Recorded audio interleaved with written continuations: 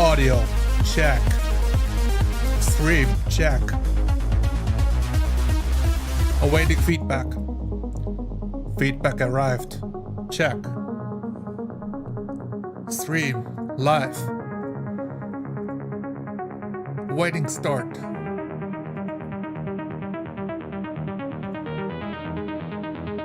Music loud, check. Good. The music is here to get you pumped. This is the goal. Welcome to space.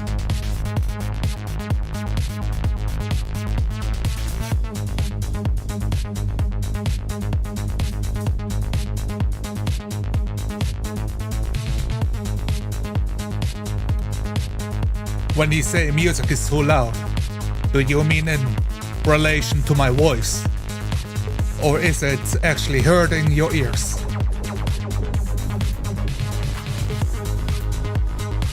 Yes, I do want to shout over the music. This is how I like to stream.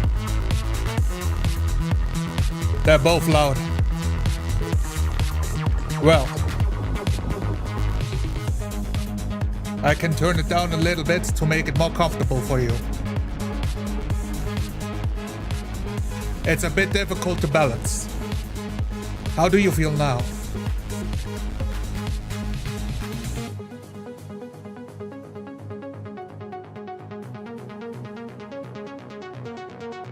The one place not corrupted in capitalism. By capitalism. Space. Welcome, non-bleaker.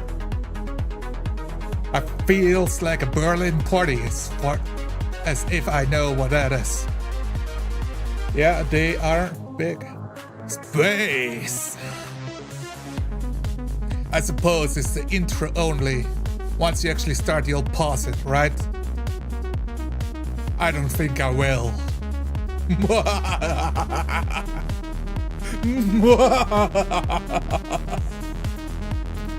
Got some hot tea for the scram. Also, hello Nicholas, hello Elf Hunter, hello Adapt Austin, Vorg Games. Oh, Vorg Rhymes, nice to see you. I don't remember your name, welcome. We got Space Roadie here. All gentlemen in chat. In space, no one can hear you drop the beats.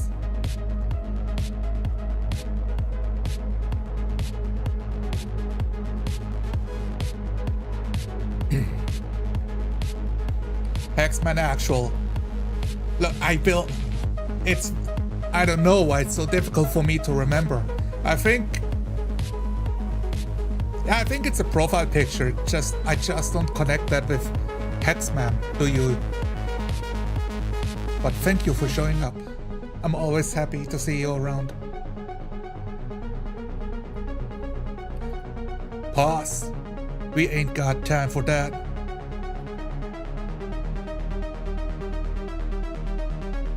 Because we are here to talk pacing.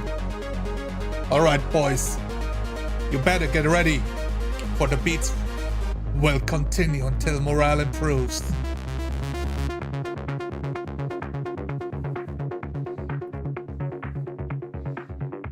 Welcome G-Funk. Got Bacon stream on the phone, C stream on the computer. Well, Bacon's problem is he's not advertising his stream, but I am.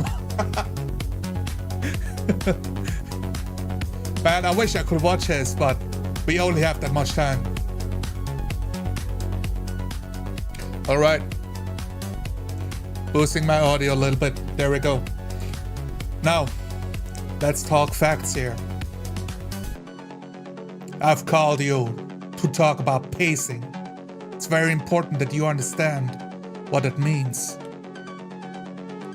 We don't have enough time. You understand? Like, after 4 hours, the session will be over. And then, if you don't understand pacing, it will be too late. and you will leave the table with regrets, like this lingering feeling that, what if I wrapped up the story at the end of time? What if I got it all together in the end? But no, you like it. You like pacing. It's not there.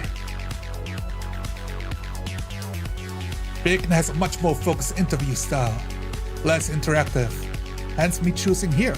Oh wow, cool. Music is too damn loud. Feels like you're drunk trying to tell me something in the middle of a party. That is correct. The echo. Oh, is there an echo going on? Can you hear me multiple times? Please confirm.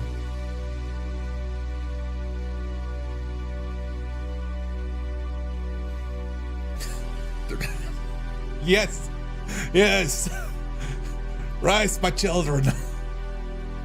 Rise and take down the Brazilian capitalist. You're too old. No echo here. Good. Very nice. Mr. John Saito, welcome for being here. Now, let's talk pacing. We had a couple of moments in here. A couple people that thought, you know what? When you play a role-playing game, what is really important is pacing. Now, what does that mean? Right? Chat, do you have a frame of reference when somebody says you need better pacing? Now, let's go with a very easy movie example. A 3-act structure. That is pacing, right? You have a start, you have a middle, and you have an end. It's classic, and it's used very often. But, important to know, not every movie needs to have a 3-act structure. A movie can be whatever the fuck you want it to be, man. But it does help. If you don't know how to make a movie, you might use a tool like the 3-act structure to get into it. Set up the game, introduce the characters, give them a goal, give them a task.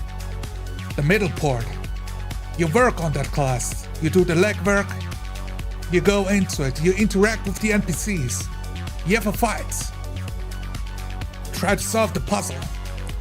In the end of the act, you return back to base, you role-play out the events that have happened, how it affects you.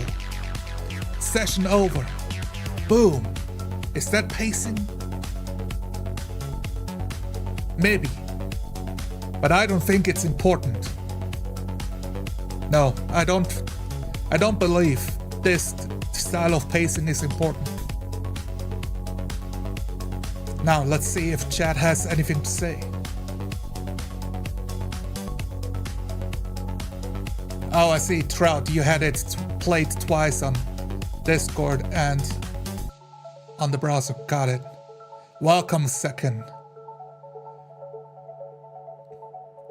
Oh no, our boy's gone narrative.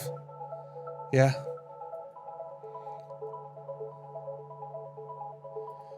Austin was talking about introducing a bit of a quantum challenge element, or something someone might do with running an immersive Mythras game. The idea he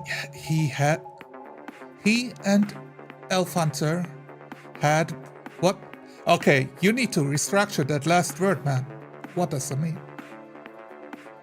Pacing basically for keeping players engaged. Okay.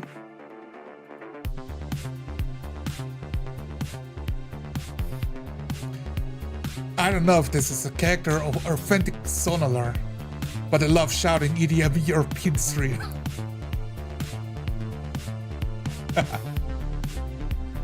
In a way, this is the real authentic me. This is how I want to be perceived. This is who I am in my heart. You understand? This is C underneath all that bullshit.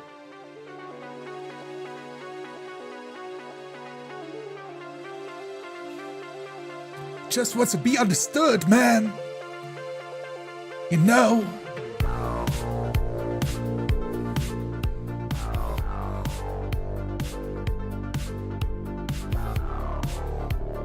All right, to go back to the comments.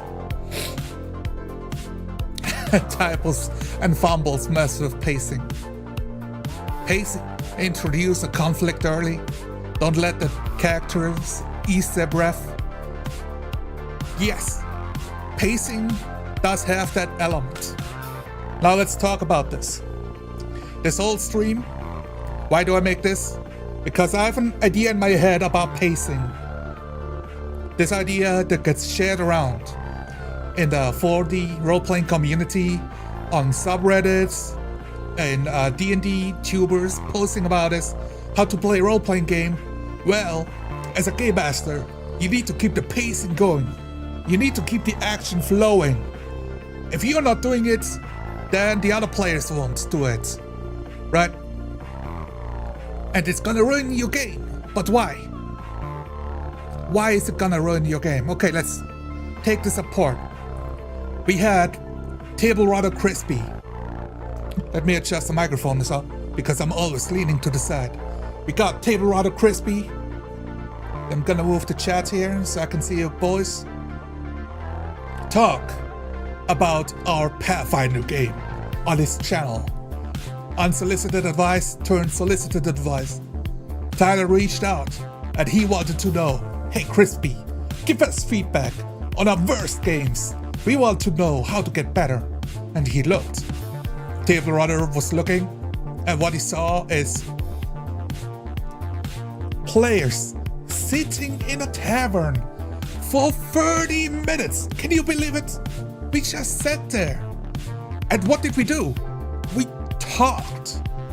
We ate food and conversed. Between the dwarf and the other characters, the mage, the swashbuckler, and the locals. And you know, the talking, it just wouldn't stop.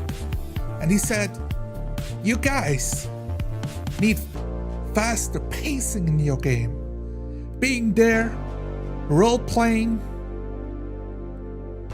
You know, he wasn't that harsh with us, honestly. But it was a point that had me thinking, but is it bad? Is it bad to sit in that tavern for 30 minutes and talk in character? I tell you it's not. And I will tell you why, if I can wrap my head around it, because the music is so good. I'll tell you why it's not bad. Pacing, the important part of pacing is the interaction between the players at the table. Back and forth and back and forth. It's like a tennis ball. You smack it over to the other side and watch the other guy smack it right back at you. That is a fast pace. That one allows for different players to get involved into the game. So you don't sit there for 10 minutes waiting until it's a turn again. This pacing is very important to me, because I have sat at tables where players did not understand the meaning of pacing, and they thought, hey, we are role-playing, so I can do an act with the world as I see fit, right? And we thought, yeah, right, let's try it. And what he did is, when every character was asleep, and I use this example not to single one person out, it's not a call out, it's not about using names. I use this specific person to point out that in the middle of the night, when all the other characters are asleep, his vampire Shadowrun character is up and does his work. And he took 45 minutes to roleplay out multiple scenes. Being out there, doing investigations, hunting down people, pinning them against the wall, asking questions. And all the other players, they sat there And the game master interrupted. Hey, do you guys want to say anything? Do you want to jump in? And I said, my character's asleep. Even if I want to do anything, I can't. I need time to move forward. And the other player agreed. His character was also in bed. So we had these 45-minute sessions. It took so long that at the end of it all, that happened to be the end of the session. Like, okay, let's wrap it up here. It's been 5 hours. And we moved on. Moving down the audio a little bit more. It's a bit hard, a bit difficult to tell how easy I am to understand. I'm gonna check on chat real quick.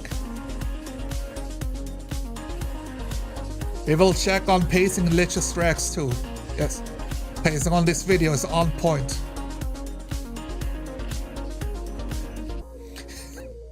Who's the green guy talking something about pace in the middle of the dance floor?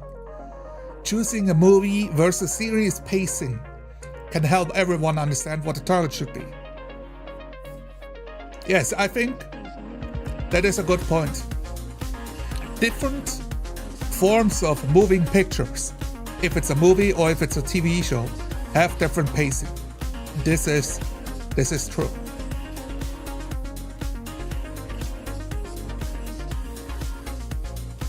The tunic is infinity. I'm not quite sure what you mean there, gotta be honest.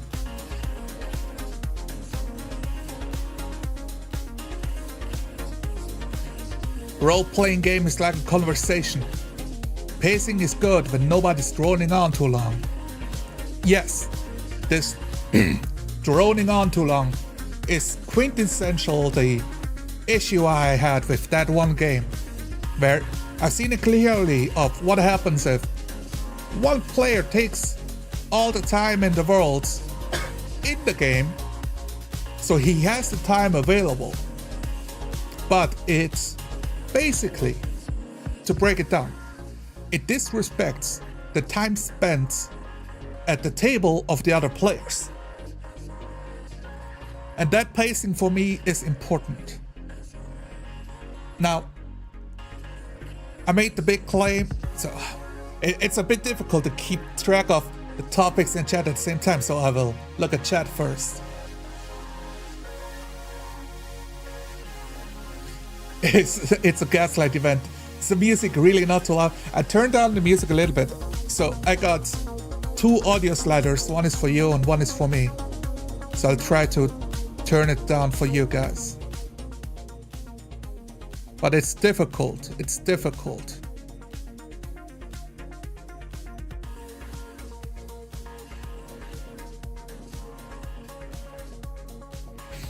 Some of us like to bop, yes. Okay, I'm skipping comments here, Hello, Sarion14, welcome.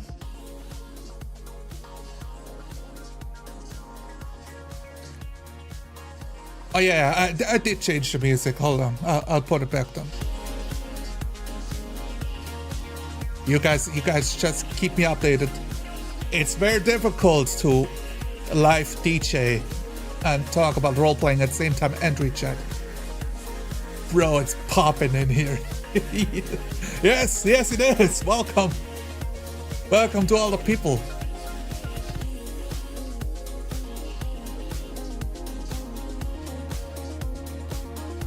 All right, let's address this. Pacing is the hardest thing to keep a handle on, in my honest opinion. Most pacing in games is just bad. You gotta just not worry too much. I think this is a good insight. We got pacing in role-playing games where the game master is holding on to what he believes to be a fitting end for the session. You know, you start the game, it's the quest, you got the first act and second act, the introduction to hunting down the goblins in their cave. The first act, you get the job. The second act, you actually go there and explore. You explore the rooms, you have some role play, you kill some goblins. Maybe you uncover a secret. Maybe the goblins were hired by a human that pays them to hunt, to ambush travelers, specifically merchants on the road. But the goblins acted out, and not just hunting merchants, but attacking anyone on the road instead. And then you have the big confrontation as the Act 3 to call him out. And he tries to flee, or he turns to a spell to attack you all, or he had a god ready. Maybe he activates a golem to silence you, so the information doesn't come out. And boom! You know, you got the pacing, you have everything, bish bash bash, game done, right? I don't think so. I think that is absolutely superfluous and misleads game masters what role-playing is about. Now, if we are just talking about storytelling, this is very good. If we focus on storytelling, this is good advice. If you tell a story, you want an end to it. You want something that the players can draw from it, or the listeners can draw from, that ties it all together to a neat package. But if you're role-playing, this is not important. The important part is experiencing the events, not reaching a conclusion to the events. Now, what is a role-playing game? A role-playing game is essentially a series strings of events that you daisy chain together, one after another after another. And they don't stop. You stop the tavern scene to go outside and start the exploration scene. From the tavern through the forest. From the forest to the to the excavation site. From the excavation site to the encounter with the kobolds. From the kobolds to a peace treaty. From the peace treaty to killing the false king. From the false king to returning back home. They're all scenes.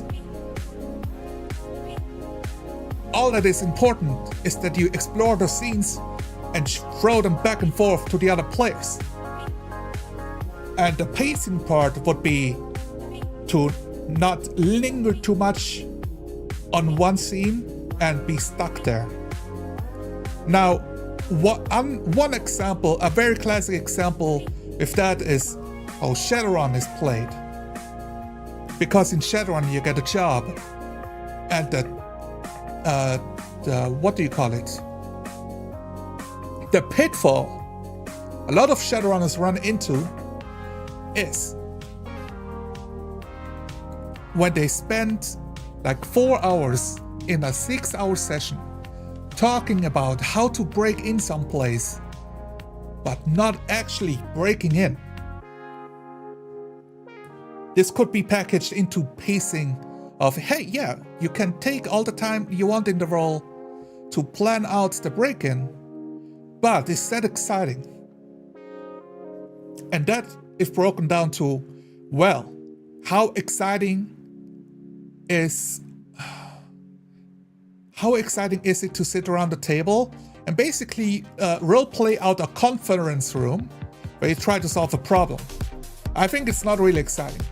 If you're role-playing, you want to move the characters, move the characters that you play with, and move time forward and go through the action. It's the part of like show, don't tell. And there should be room to plan in a role-playing session, but the planning should be in character and should be dynamic.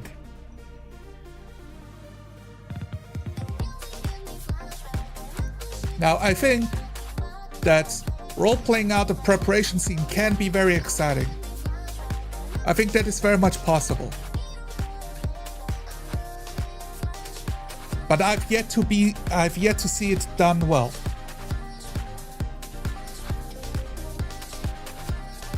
If you guys can think of examples, let me know.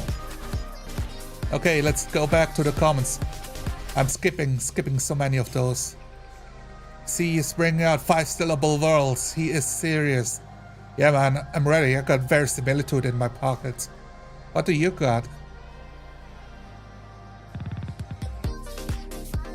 Try not to sound bored or depressed when role-playing, unless the character is. If the players push it, the GM should adjust to their pace. Alright, I think I can agree with all of those. Are cinematic pacing and simulationism mortal enemies? Unpack for me what you mean with simulationism. I guess this Shadowrun example of you hold a boardroom meeting to talk about how to break in someplace without getting caught would be an example that you count as simulationist, right? Or the vampire at night that spends 45 minutes to explore some background about her character that has none of the other players involved. I would agree with that. That this is like, I'm not sure. I would agree that it's simulationism. I'm not sure if it's like in contrast to cinematic pacing. I think it's in contrast to like God Manners on the Table. Because this is the part of the game where you play with other people. You have the other players at your table that attend the table. So you need to address them, you need to play with them. This is not a masturbation session where only your happiness comes first.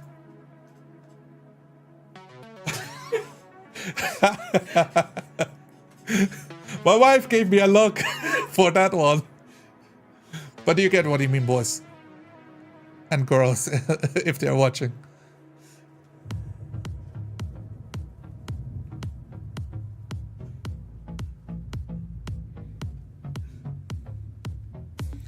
The music gives me the impression the pacing is really fast. Yeah, I'm trying to get to the topic first and then address comments later, so we can play with this. So I got a bit more to say on it, but it's hard to juggle everything at the same time. You've got to play lots of games to see what kind of pacing you like. I don't think so. I think you need to experience the pacing you like for it to click that, holy shit, wait, no, this is what I like. It's not about the amount of games, it's about playing different kinds of games and feeling it out.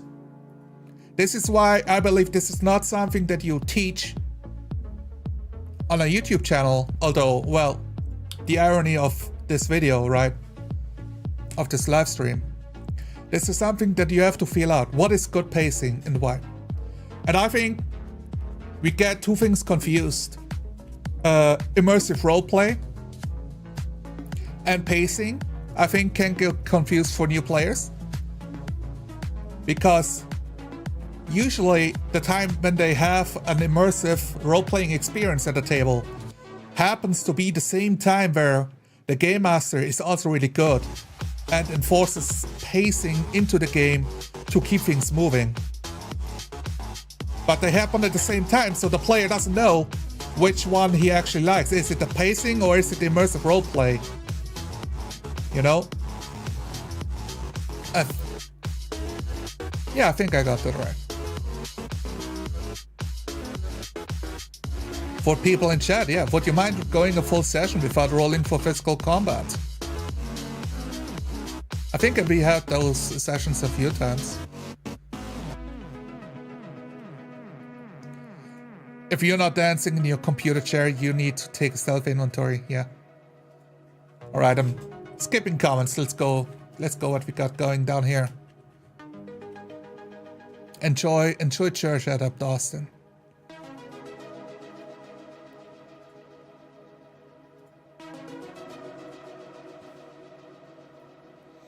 Preparation in death sentence, Vanguard. Okay, I'm not sure what's the reference. Okay, let's check this one out. I want to see a planning prep session. Have more of an actual challenge involved with it.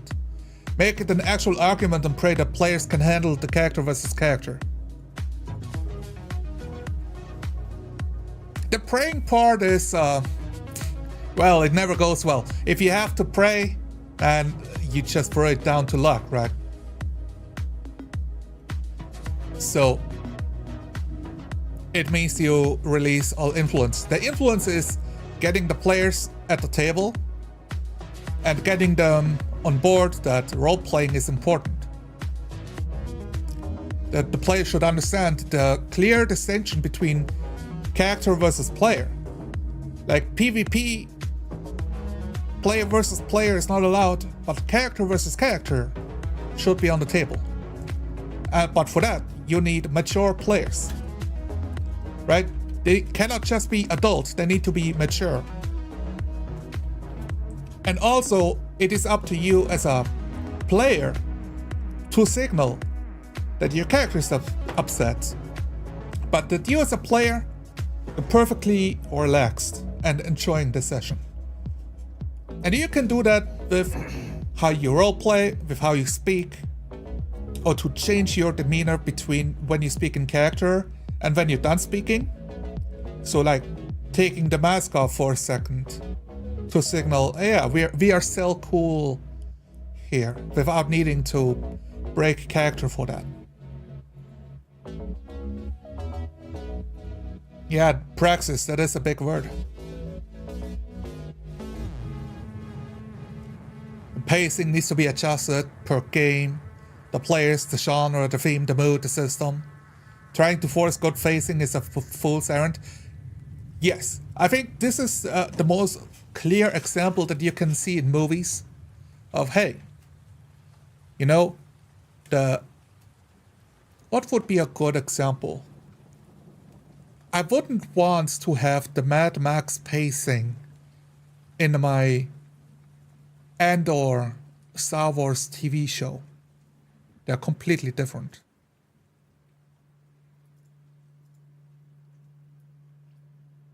What's up? The music is done?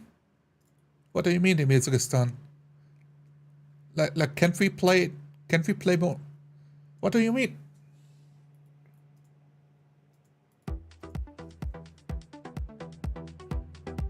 All right, there we go. A bit more music.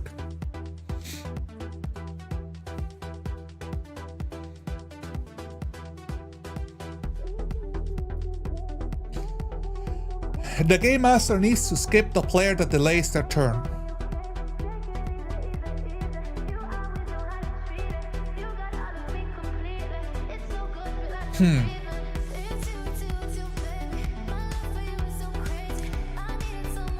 I guess I can see this being the case. The game master stepping in, taking responsibility for the pacing. So I guess I would agree. I'm hesitant because it's up to the players. But how do players learn? You give them feedback. And I prefer to give those feedbacks at the end of the session, not during the session. So your advice is, hey, I'm skipping you. You're taking too long. During the game, which is like a faster pace of feedback, but it breaks the immersion of the moment. So that's the pros and cons of that. And we've had to talk about the game that Crispy critiqued with Pathfinder. Every session we've had, we talked about the pacing of the game. And Nicholas, you can correct me on this. I think we as players, I mean, at least I was, we were aware that the pacing of what is happening in the world is pretty slow, but also that everybody at the table likes the slow roll, likes the slow burn, and that we want to spend the time on characters, seeing how they interact with the world. That was important to us. So we saw the pacing as a thing and chose that this is okay.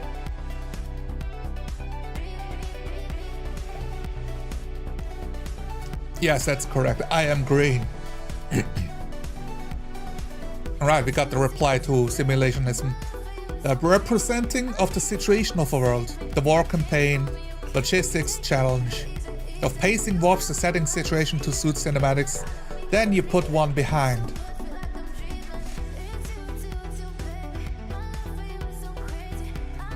I think the simulationism is part of the argument of which part of the campaign is interesting to roleplay out.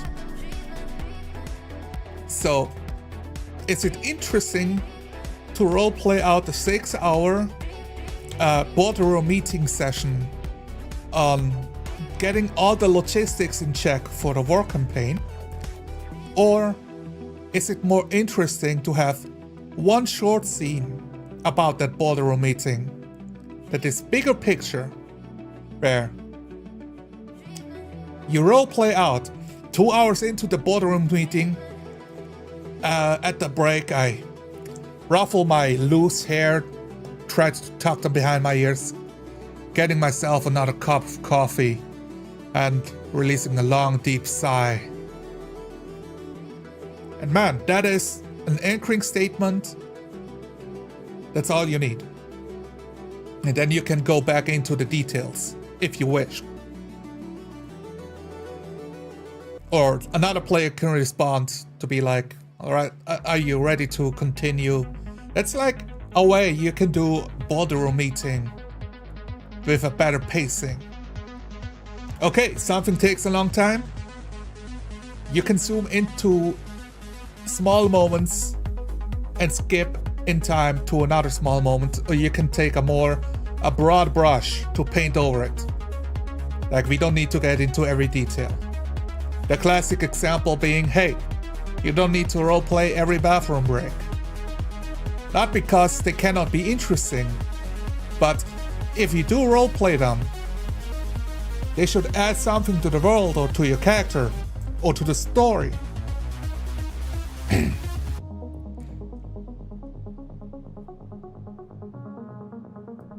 Don't worry, the party's back.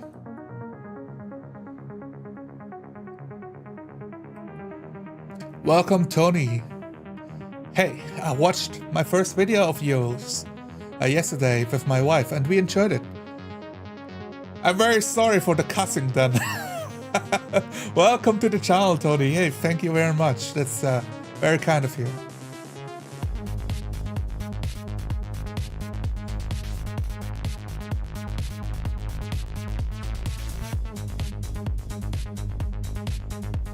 The Game Master is a player as well. As a Game Master, you feel responsible because you are the guy that got the whole group together, that chose the system, that organizes the time to get people to show up. So when you actually showed up, you are the most conscious of all the players at the table that you have invested a lot of time to make this happen, and now that it's happening, you don't want the game to drag on. So I think that all of that makes sense. I saw a message deleted, so I don't know what happened there, but it might have been a bot. Feel free to try to repost it, but yeah. If a bot caught you, I'm sorry about that.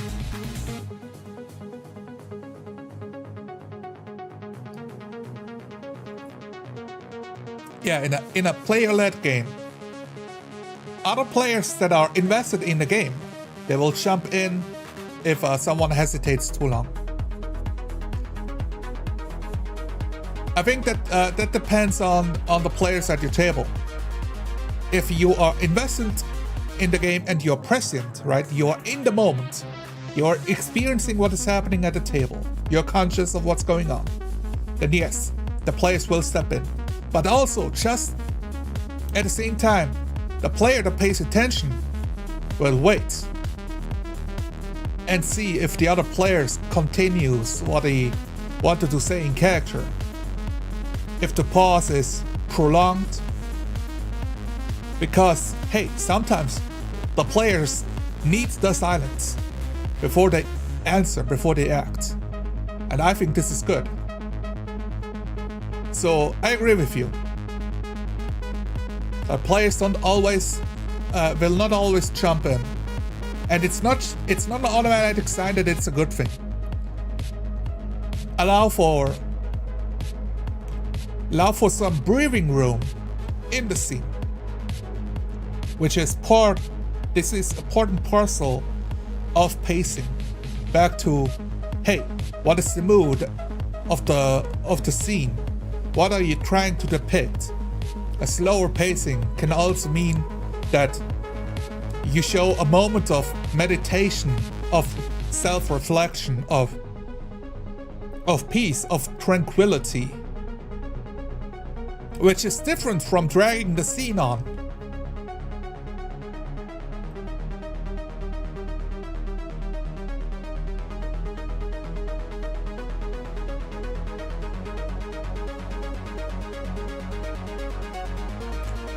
Let's see what else is being said. Okay, agreements in chat. The GM cannot just depend on the players. They have to push and leave the players to it. I don't think so. I think this is my fundamental disagreement with the crispy approach, as I'm gonna call it for now. You feel, the Game Master feels the most responsible to run the session, so in his mind, he has a desire to reach a satisfying conclusion to the session. But the conclusion isn't needed for the session to be satisfying. Do you understand what I mean? A conclusion to the session is not needed for the session to be satisfying. What is needed is roleplay. This might be a bit of a circular argument here, so if you have questions, let me know. I will try to explain as the stream goes on. I agree, see? Going with the flow is awesome, but discussing the scope and goal of the game is also important. Are we planning on a whole ass boardroom game? Yeah, this is the feedback you usually give at the... I just used the Shadowrun example because this is the one that was the most obvious. When we roleplay a Dragon's Demand, a Pathfinder game, we said we all like a slow pace. We want room for the game to breathe and to explore our characters, and that we use a Dragon's Demand as a background to roleplay in an adventure path. But we did stipulate the goal is not to kill the dragon at the end of the session. We can have 20 sessions without a dragon being slain, and it's gonna be alright. And we agreed on that.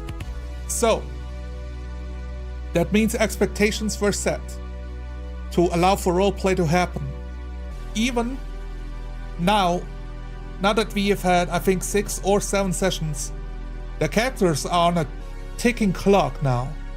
The dragon made his demand, and we got 2 weeks. And if we don't solve the dragon problem in 2 weeks, everyone is dead. But we are totally okay with that. Because the characters are on a ticking clock, not the players. The players can choose to fast forward the game to the most important parts that is needed to kill a dragon, or they can take as much time as they want to explore the interpersonal conflict of the characters, or the relationships between the villagers, or explore the dread of doom approaching and having no ability to do anything about it. Because who the fuck can take out a dragon? It takes some serious action, right? And that is up to the players at the table, to how they prefer to roleplay. So you cannot just have the one size fits all, because hey, it's an adventure path. It's down to the expectations of the players. Yes, being intentional with pacing is a good way to put it. You choose the pacing that you like, and that help you achieve what you want to roleplay out.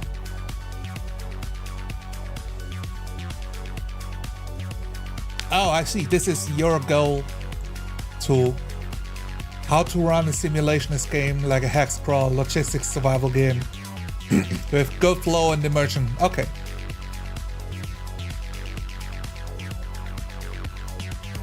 I'm not sure if I have any solutions for that, but we will see.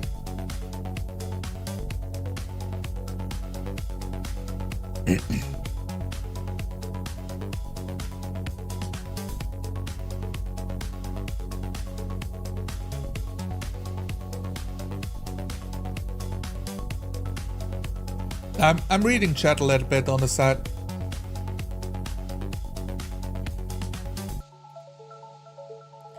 Want to engage with the players with what is happening with the settings background clocks without contriving encounters or what. Alright. Now, okay, so it's a hex crawl logistics survival game, so pacing is gonna be important in that because the action should happen when the players explore the hexes, right? That's the whole purpose of a hex crawl. Nothing happens if you stay at home. Oh well, the thing should be not that nothing happens. Why the fuck are you getting deleted, Sarion? I do not know. A message retracted. Oh, you're taking that back? Okay. That's fine. It's fine. So I would shift, I would take, you calling it a hex crawl logistics survival game. Oh, it's like, oh, that's an example. Okay, hold on. I would say hex crawl is completely unimportant to this equation. This is like false advertising. All that a hex crawl means is exploration is important. Now, why is exploration important? Because you don't know what is out there. How do you know what's out there? You explore. And you happen to use hex crawls as a mechanical way to determine on how long it takes to enter a new area, to uncover what is there, and to find something interesting and meaningful to interact with. Now, if exploration is the focus, then the players need to be the ones to go out of their way to explore. If they sit at home, then they're not exploring. So that's aligning expectations with the other players at the table. That's how I would describe it. So don't try to stay at home in the main city, trying to like scheme plots to take over and become the new mayor of the town. Focus on being the guys that are at the edge of society, that willingly move out into the unknown to explore, or that are pushed out of society into the unknown because it's the only way to survive, because society rejects them. That's how I would view. That's how I would view this.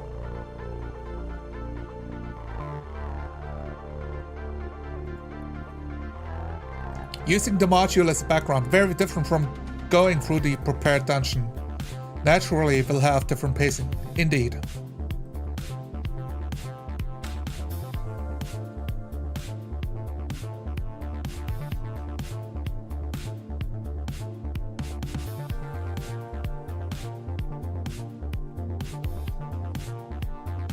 Alright, I'm caught up with chat. Now, one of the things that comes to my mind is role-playing out introspective moments is very difficult. You guys, let me know if you agree. How do you capsulate, that's the wrong word. How do you capture your character going through a transformative moment?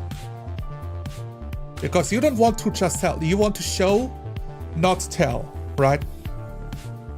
You don't want to say out loud what he is thinking and then that he is shifting his mind and basically talking out loud all the arguments going on in his head.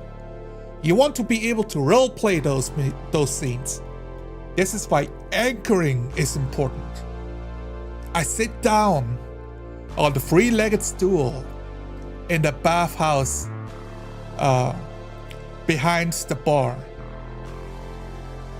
in this bathroom, the curtains undrawn, some moonlight shining inside, and a few candles glowing. I take the sponge, scrub my shoulders off the dirt and grime. The naked body glistening from the water and the moonlight.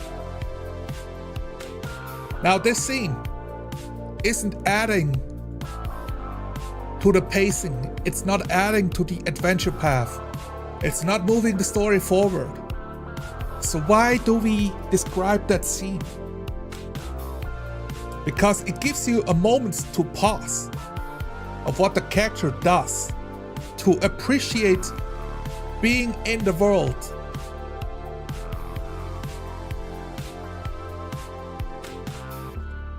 And it's one moment, but for me that moment is just as real and immersive as fighting the dragon, as driving out the kobolds from the tower. So the difficult part is, the pacing part is that I don't spend 2 minutes on this. I spend 20 seconds describing the scene, and then I let go. Then I let the game master say what I hear if something happens. I let the other players continue their talks back and forth. And when it's my moment again, then I continue the scene. Instead of like still shrubbing my body, at this point now I might be dousing myself with water to like prepare myself to get dressed. You know? Last step, okay, you shrubbed yourself, douse the water. The other player's turn again. When it's my turn again, I dress up and open the door, adjusting my shirt as I enter back into the barroom. Those could be 3 turns. But also, they don't have to take long, and the game master can take what you put down and play with it, give you new information. Everybody else in the bar, it's loud, they can hear what's going on with the other tavern goers, with the farmers, with the musician, with the barkeeper.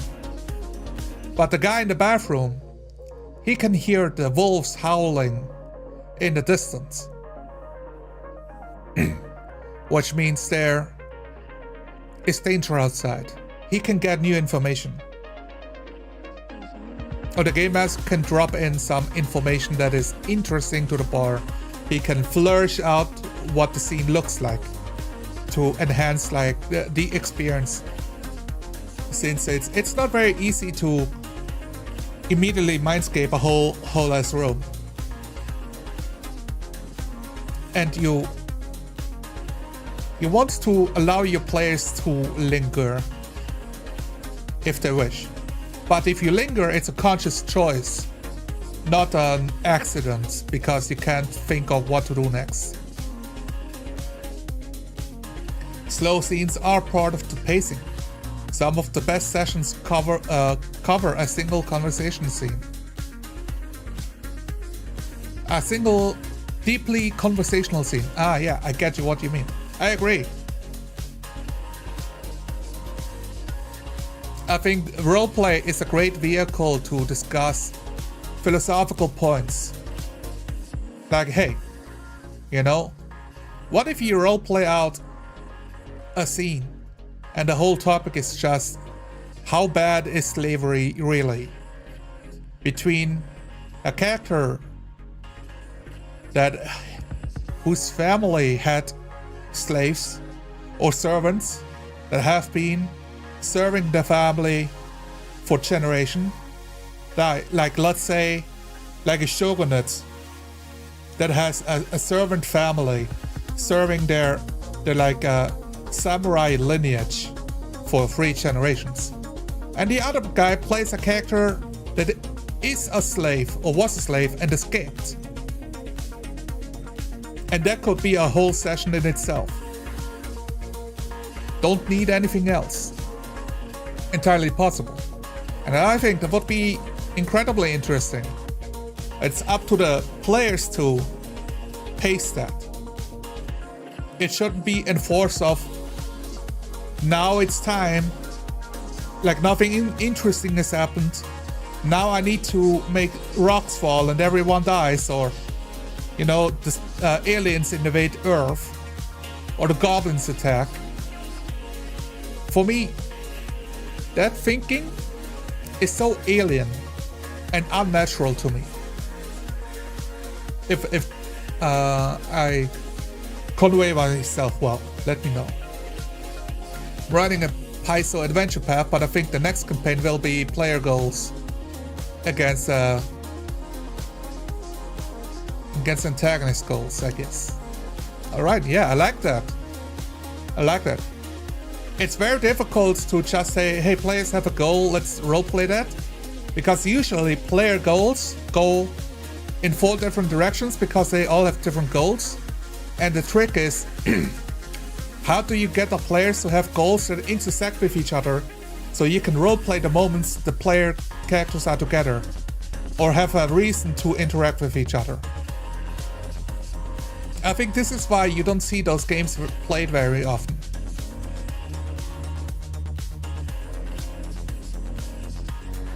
Alright, so your players want something to get to bites. Sure, they can change everything with the choices, but the GM should have some food to put on the table. Well, that is the part of what is the goal of the session? You want to form a cult, you want to complete quests, you want to like get rich and buy a house. Those could all be things you want to do as a character. So having goals, both for like the characters, but also for the players' overall expectations, is important.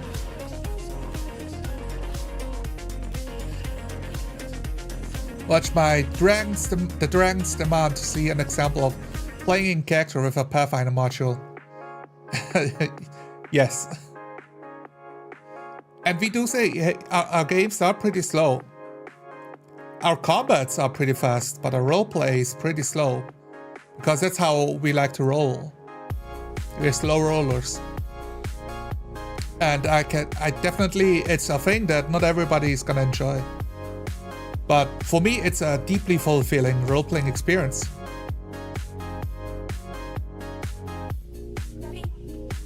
Yeah, if your character's goals, even talking won't be a problem, because eventually you guys gonna want to do his thing. I agree.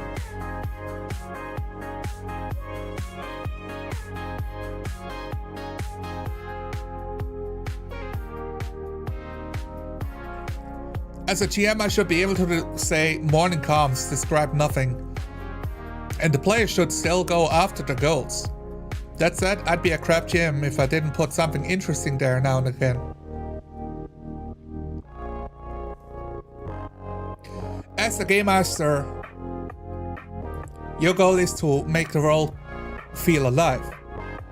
That means, hey, while the game is happening, basically the camera is rolling, right?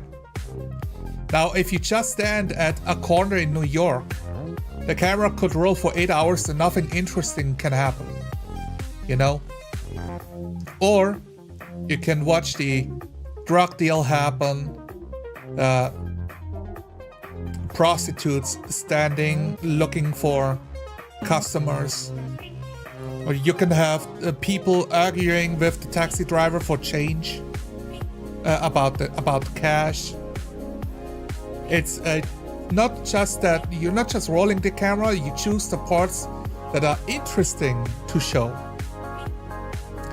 So the players must be in on this too. It's not the GM's sole responsibility. Every player at the table needs to be invested in the game. And if they're invested, they want to show the interesting stuff. And interesting doesn't mean it's a fight. Interesting can be introspective, can be slow, and can be excellent. Can just be a conversation.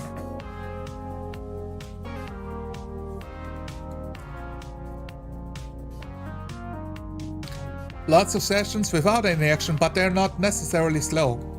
There could be a lot of travel, lots of character evolving discussions. I think a great example is Lord of the Rings, The Fellowship of the Ring.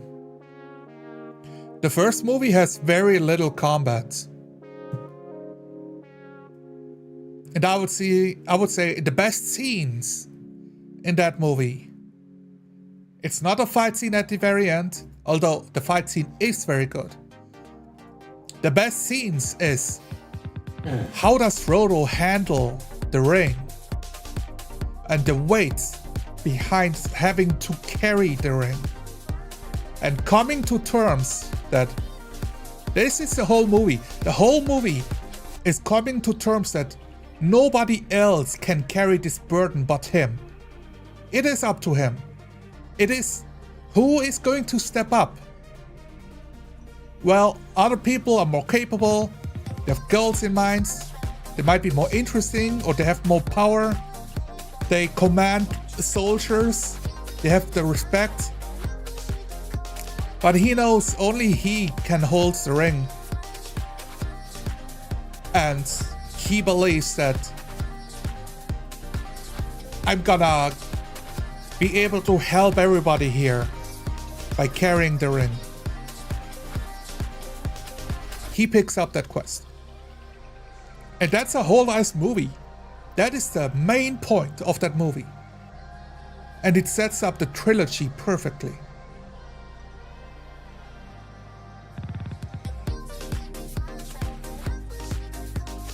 I wouldn't want to have that be the first act in a session, you know?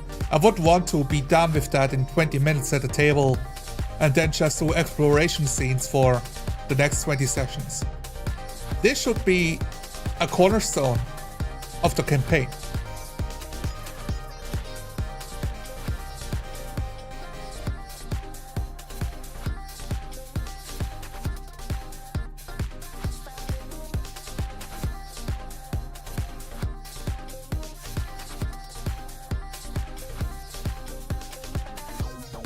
Oh, alright. See, you're talking about Dune. I only watched the movie, so I'm a bit limited in my knowledge of that. So, let's see. Is there anything else left to say about pacing?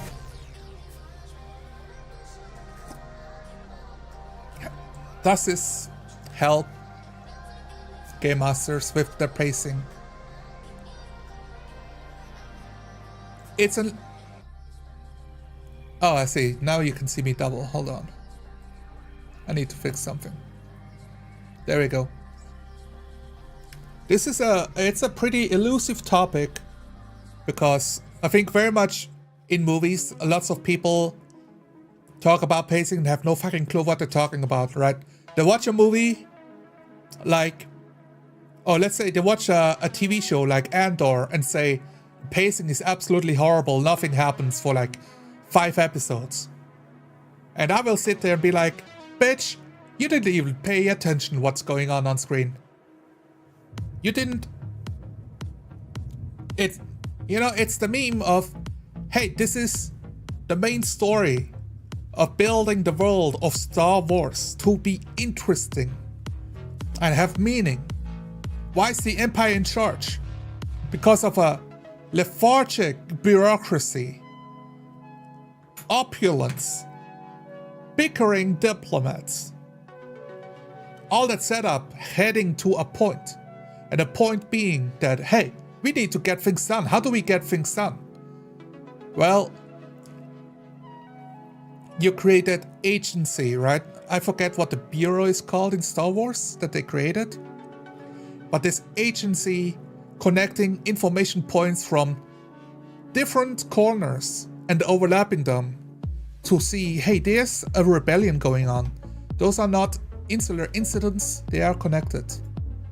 And pushing for more power and control and resources so they can uncover this plan.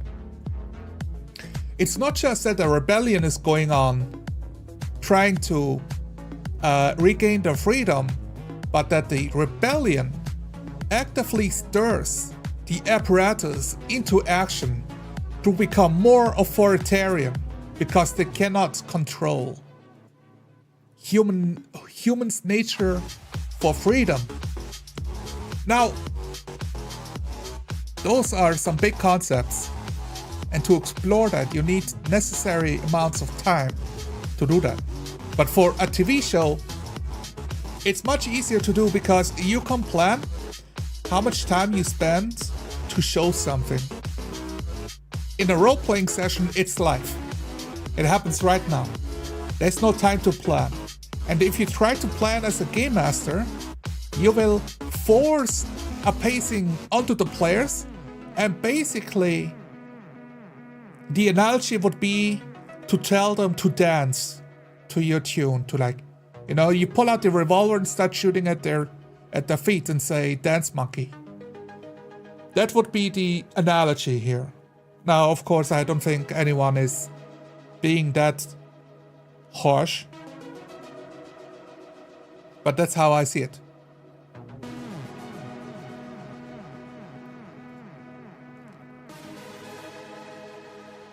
Yes. All right. Depends on how simulation focused you want to be. I don't think simulation has anything to do with this conversation, Sarion. This is like trying to use if something is simulation or not simulation has nothing to do with roleplay. Is how I would say it.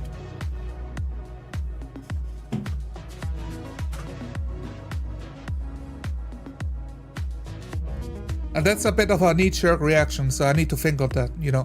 It's a live stream, another video, because I do struggle with getting all my thoughts in a row and make a concise video about it. Because I think there's room for this to be discussed. And it's helpful if people are engaging with it. For me, at least.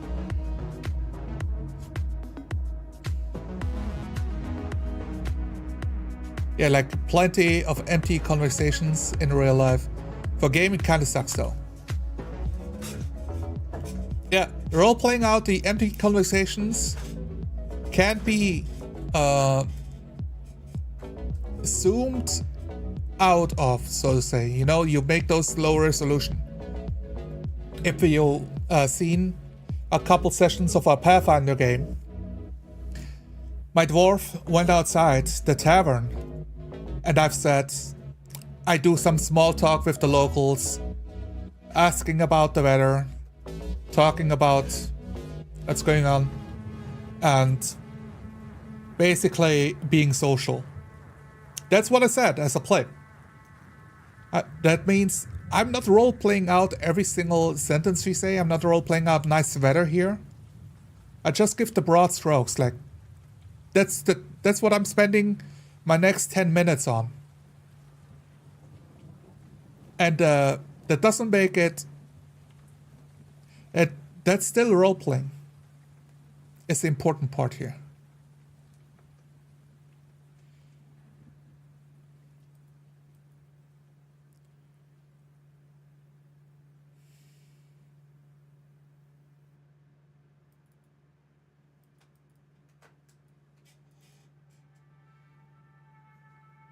All right.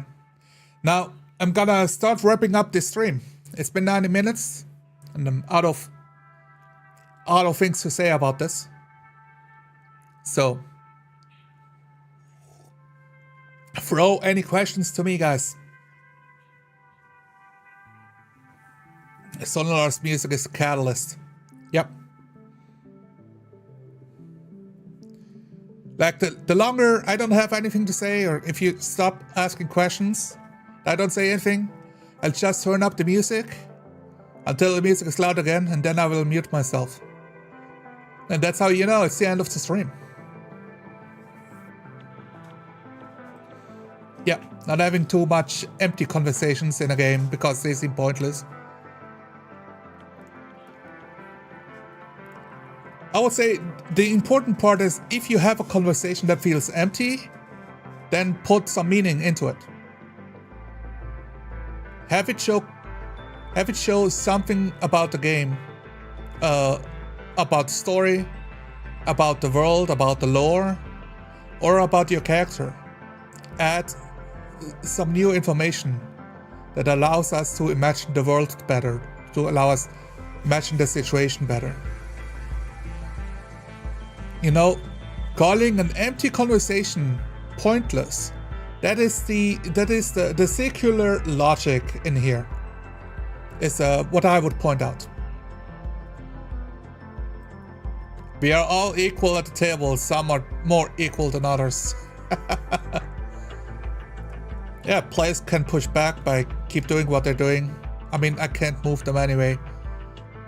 Yeah, this is part of the social contract of, hey, what do you want to achieve in this game?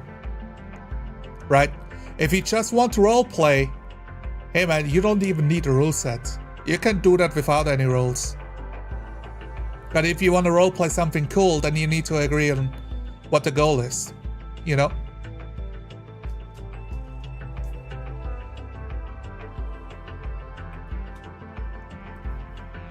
C's music is the catalyst. Yeah. Yeah. C's music gets me pumped for the nurses conversations. Good. Very good. Are you streaming a bit longer? I want to schedule a video, but I don't want to clash. I will be wrapping up. Like, I'm gonna be wrapping up in like 15 minutes. It won't be longer than that. Maybe earlier. So if it's a bit, man, definitely post it on the Discord. I want to watch it. Yeah, I'm almost done. Good way to course correct. Yes. Yes, if a conversation feels empty, don't think about how to make the conversation interesting again or relates to the world, or to bring some more color into it. Now, this is a bit flowery language, but literally put some color into the world. Like, oh, you have this empty conversation? At least describe the characters having this empty conversation on the green grass, what do you call it? Green grass floor outside at a park next to cranberry bush. It's not a lot of words, it's not very flowery, but it gives you color in your fucking head of where this conversation is being held. And now it puts everything in context again, gives you another dimension to imagine the scene. I'm not sure which was more valuable insight, the general gist of zooming, engagement and pacing, or just how more of us should use music during streams. Hey man, Mr. Max is a doubter. He doesn't like music because music interrupts your thought process. Because now you're thinking about the music, you're not thinking about the scenes, the moments. And I would agree with that. But I'm vibe streaming over here, okay?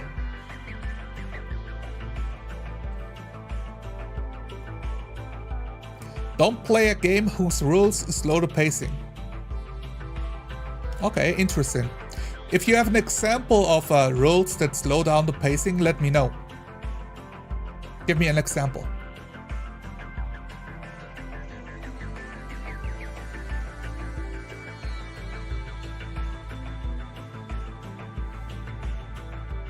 Absolutely, no worries. Thank you for showing up and coming with questions. Yeah, I'm very, very happy to see them.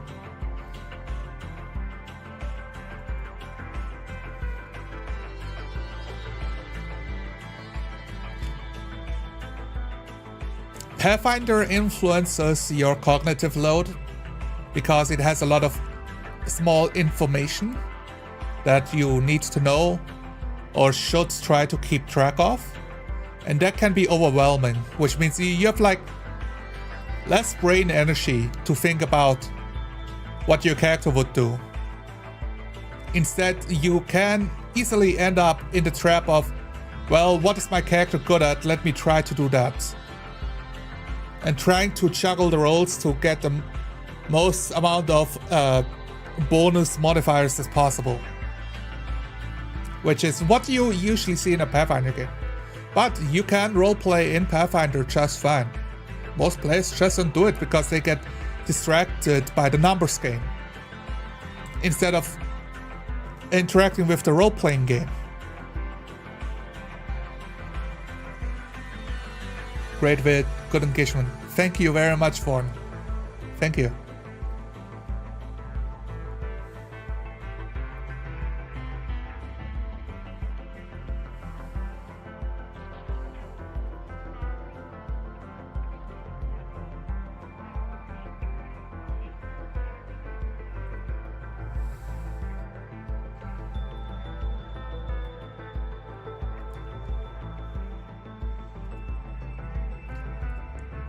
A whole stream on what systems are good for roleplay.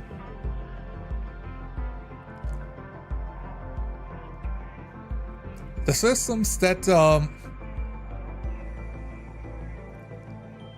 allow for conflict resolution pretty easily, and that don't have a bunch of what would you say? A bunch of minigame rule sets like strewn in everywhere that all behave a bit differently. Classic example on like how magic works in Dungeons and Dragons. Every spell it's its own unique snowflake, snowflake, which melts away as soon as you try to decipher them. Those are more difficult to roleplay because you have to keep track of every spell. You don't have like a brush that fits it all. But also you cannot create your own spell because now you're worried that it might break the game. So that makes it more difficult. But you can do it. And how you do it is you just remember the spells that the characters have and ignore all the other ones. Pretty much.